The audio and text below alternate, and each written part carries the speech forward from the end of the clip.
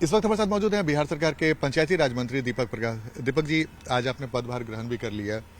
विभाग को समझने में भी वक्त लगेगा, लेकिन होता है ना कि हर विभाग संभालने के पहले मंत्री के मन में एक ड्रीम रहता है कि भाई हम जब इस विभाग में आए हैं तो हमारा ड्रीम ये है। तो हम 5 साल के बाद पंचायती राज को कहाँ देखते हैं?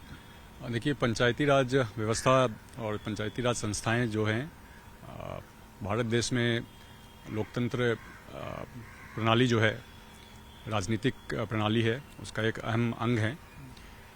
पंचायत स्तर पे संस्थाएं जितनी मजबूत होंगी, जितनी सशक्त होंगी, लोगों तक लोकतंत्र उतना ज़्यादा पहुंचेगा, लोगों की सत्ता में सीधी भागीदारी भी बढ़ेगी। मेरी कोशिश रहेगी पंचायती राज के मंत्री के रूप में पंचायती राज की संस्थाएं मजबूत हो।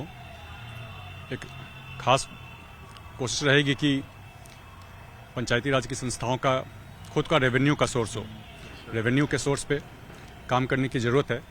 मेरी कोशिश रहेगी वहाँ काम करने की, और साथ में ये भी कोशिश रहेगी कि पंचायती राज संस्थाओं के अंदर चलने वाली योजनाओं में जहाँ कहीं भी रोजगार सृजन का स्कोप हो, विभागीय भर्ती के अलावे भी जहाँ कहीं भी रोजगार सृजन का स्कोप हो, उसके ऊपर काम किया जाए। नीतीश कुमार ने भी पंचायती राज पे काफी ध्यान दिया और महिलाओं को 50% आरक्षण भी दिया। उसके बाद महिलाओं की जिंदगी में एक बड़ा परिवर्तन आया।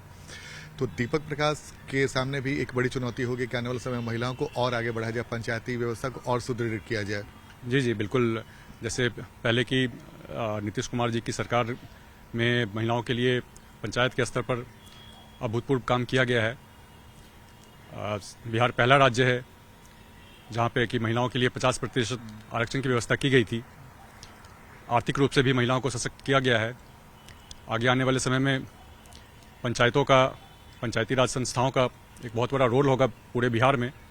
महिलाओं, साथ साथ युवाओं को और पूरे समाज को, यहाँ के लोकतंत्र को, राजनीति को एक नई दिशा देने का, लोकतंत्र को मजबूत करने का। चूंकि इस बार के चुनाव में एनडीए को महिलाओं ने जबरदस्त वोट किया है, तो आपके विभाग के ऊपर भी एक बड़ी जिम्मेवारी है।